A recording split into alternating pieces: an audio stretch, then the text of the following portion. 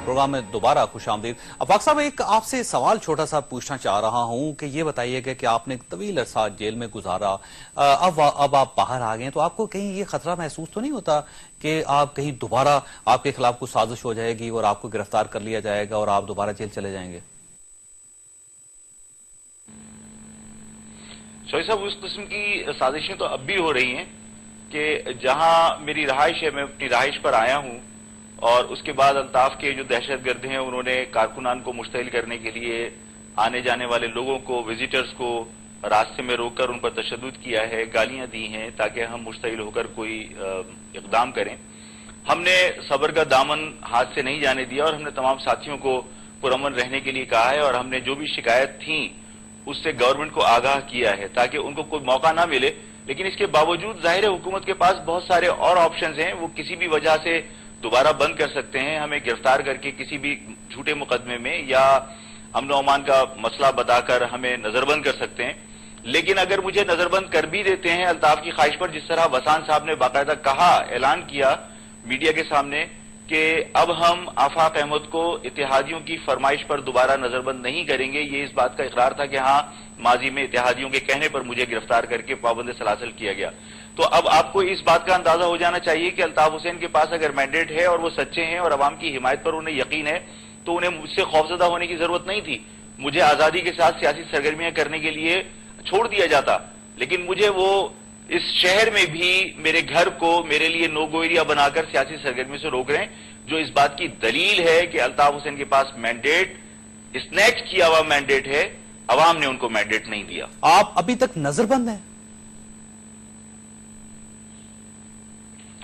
जी बिल्कुल, आप नजरबंद ही समझिए कि इस शहर में मैं अपनी रहाइशगाह पर हूं और चारों तरफ अल्ताफ के दहशतगर्दों के पिकटें लगी हुई हैं, आने जाने वाले विजिटर्स को तंग किया जा रहा है। उनको अजीज मेमन साबिक एमएनए हैं, वो मेरे पास मिलने के लिए मुझसे आ रहे थे, उनको रास्ते में अगवा किया गया, उन पर तशद्दुद किया गया और उसके बाद उनको वहां से छोड़ के कहा गया कि आप घर वापस जाइए, वहां नहीं जा सकते। और उसने बेचारे ने घर जाकर मुझे फोन किया कि मैं आपके पास मिलने आ रहा था, मुझे रास्ते में अगवा करके मुत्तहदा के लोगों ने मुझ पर तशद्दुद किया है।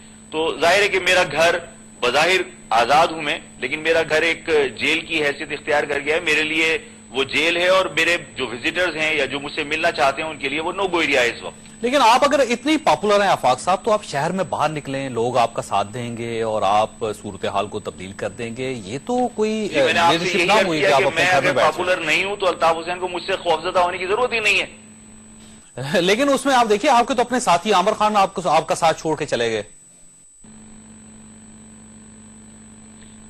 जी बहुत सारे लोग गए, कम नहीं गए, लेकिन अब जब मैं आया हूं तो मुझसे जितने लोग गए थे उससे ज्यादा राब्ते में हैं और वो सबके सब इंशाल्लाह 1 जनवरी के बाद ग्रेजुअली स्टेप बाय स्टेप तमाम लोग दोबारा रिज्वाइन करेंगे पार्टी को। और उसके अलावा नए लोग जो मुत्तहदा कौमी मूवमेंट से नाला हैं और मुत्तहदा कौमी मूवमेंट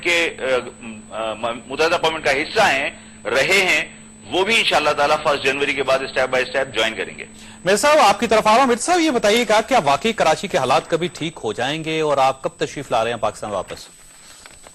मैं तो इंशाल्लाह 15 तक आ जाऊंगा वापस, 15 जनवरी तक, और हालात बस इसी तरह ठीक होंगे कि मैंने बताया रूल ऑफ लॉ हो, सबको रियलाइज सब करें। गवर्नमेंट भी जो है अपनी ये जो छोटी सी चीज है रूल करने की, वो लालच अगर छोड़ के और रूल ऑफ लॉ के लिए जाए और क्रिमिनल को क्रिमिनल की तरह ट्रीट करे तो कराची के हालात क्यों नहीं ठीक हो सकते? बिल्कुल ठीक होंगे। तो आपको यकीन है कि आपकी हुकूमत ये कर सकेगी? मुझे उम्मीद है, बहुत उम्मीद है कि इंशाल्लाह ऐसा होगा। अच्छा, ये जो कहा जा रहा है कि अब कराची के हालात फौज ने अपने हाथ में ले लिए और उस वजह से वहां पे अमन है और आज भी अगर वहां से रेंजर्स वापस चले जाएं तो उसके बाद दोबारा हालात वहां पे खराब हो जाएंगे और वही सूरत हाल हो जाएगी, कहां तक आपको यकीन है इस बात पे? अगर सिविलियन गवर्नमेंट नहीं कर सकती तो फिर अगर फौज ने किया है तो बहुत अच्छा किया है, फौज को इससे पहले करना चाहिए था। अच्छा, और रहमान मलिक साहब को आप रहमान मलिक साहब को ये क्रेडिट नहीं देंगे क्योंकि रहमान मलिक साहब की भी बड़ी एफर्ट्स हैं और उनकी वजह से भी आज कराची में बहुत अरसे से कोई बुरी खबर नहीं आ रही सामने।